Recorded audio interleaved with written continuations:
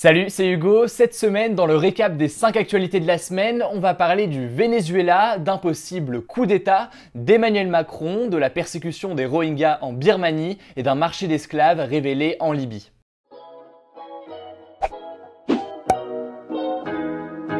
La première actualité de la semaine, elle concerne le Venezuela et ses grandes difficultés économiques. Le pays d'Amérique du Sud a été déclaré en défaut partiel par deux agences de notation, Standard & Poor's et Fitch. En quelques mots, une agence de notation, c'est un organisme privé qui, comme son nom l'indique, note l'état économique des pays. Le Venezuela a donc été noté en défaut partiel, ce qui veut dire que le pays ne peut quasiment plus rembourser ses emprunts. Mais pourquoi le Venezuela est-il en défaut partiel? Eh bien, c'est un pays qui a beaucoup de réserves de pétrole, mais qui n'a pas réussi à diversifier son économie, donc qui n'a pas beaucoup investi dans d'autres secteurs et qui reste donc dépendant du pétrole. Pour exemple, les revenus ont fortement baissé dans le pays depuis 5 ans car le prix du pétrole a baissé en 2013. Au-delà de ça, une grande crise politique a touché la région au printemps 2017 et logiquement perturbé la stabilité du pays. En effet, le président vénézuélien Nicolás Maduro s'est accordé davantage de pouvoir depuis la mise en place d'une nouvelle assemblée malgré l'opposition dans la rue qu'il a fortement réprimée. Alors, le Venezuela va-t-il être en faillite? Aujourd'hui, c'est une hypothèse fort probable. Pour éviter ça, c'est maintenant au gouvernement vénézuélien de négocier avec les pays et entreprises à qui il doit de l'argent. La Russie, notamment, a accepté cette semaine de donner 6 ans de plus au Venezuela pour rembourser son emprunt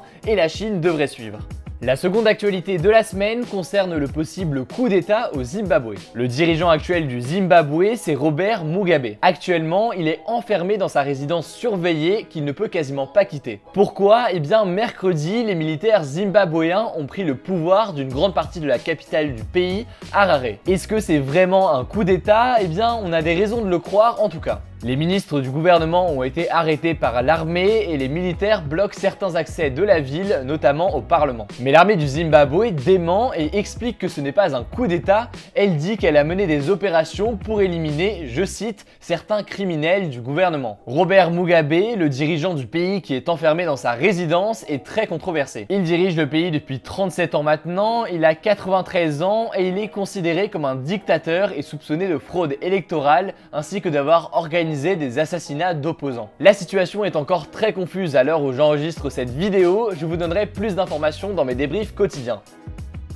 La troisième actualité de la semaine, elle se passe en France. Le président Emmanuel Macron s'est rendu dans des quartiers populaires lundi et mardi, entre autres à Clichy-sous-Bois, puis à Roubaix et Tourcoing. Il en a profité pour présenter sa politique pour la ville, sur laquelle il ne s'était quasiment jamais exprimé depuis le début de son quinquennat. Emmanuel Macron a principalement présenté une mesure, les emplois francs. En quelques mots, ce dispositif permettra à toute entreprise qui embauche un habitant issu des quartiers dits, je cite, prioritaires, d'avoir une prime. Par exemple, si une entreprise embauche en CDI un habitant d'un quartier dit prioritaire, elle recevra 15 000 € sur 3 ans. Les emplois francs ne sont pas une nouveauté, ils avaient déjà été mis en place par le gouvernement de François Hollande avant d'être complètement abandonnés. La raison, c'est qu'à l'époque, c'était un fiasco.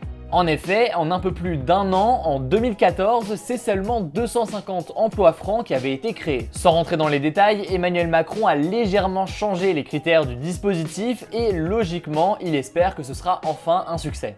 En quatrième actualité, on voulait vous tenir au courant de la situation dramatique des Rohingyas en Birmanie. Je vous avais déjà parlé dans une vidéo du massacre de la minorité musulmane Rohingya en Birmanie et depuis, la situation ne s'est pas améliorée. Un rapport de l'ONG Human Rights Watch publié cette semaine explique, je cite, que des viols systématiques sont commis contre des femmes et jeunes filles Rohingyas. Ces viols seraient commis par l'armée birmane dans le contexte de répression intense que subit la minorité Rohingya.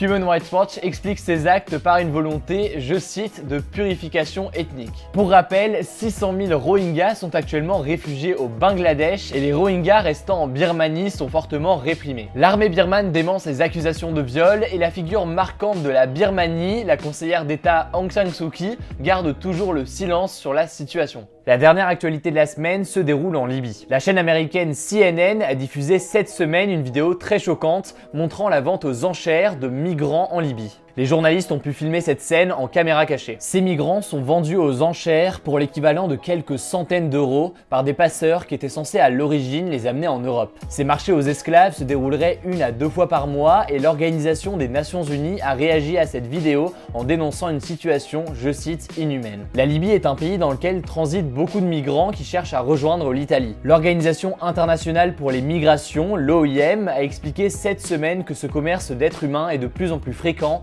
même s'il est difficile de chiffrer le phénomène. Certains migrants, souvent originaires de l'Afrique subsaharienne, sont capturés par des trafiquants ou des passeurs pendant qu'ils effectuent la route pour rejoindre la Libye. Ils sont ensuite vendus puis utilisés comme travailleurs journaliers dans des chantiers ou dans l'agriculture. C'était le débrief des 5 actualités de la semaine. Verser de l'argent aux entreprises qui emploient des habitants des quartiers populaires, êtes-vous favorable à cette mesure d'Emmanuel Macron? Vous pouvez voter oui, non ou sans opinion à l'aide de la petite fiche qui s'affiche en haut à droite et surtout vous pouvez en débattre dans les commentaires. Tous les jours, vous retrouvez sur Instagram et sur Messenger un débrief de l'actualité que je vous prépare tous les soirs. Vous êtes déjà très nombreux. Si ce n'est toujours pas le cas, rendez-vous donc dans la description pour retrouver les liens et vous abonner. Pour nous soutenir, je compte sur vous pour mettre un maximum de pouces bleus. C'est un petit geste, mais pour nous, ça nous aide beaucoup. Vous pouvez évidemment vous abonner, partager pourquoi pas la chaîne à vos amis. Je crois que j'ai tout dit, on se dit à très vite.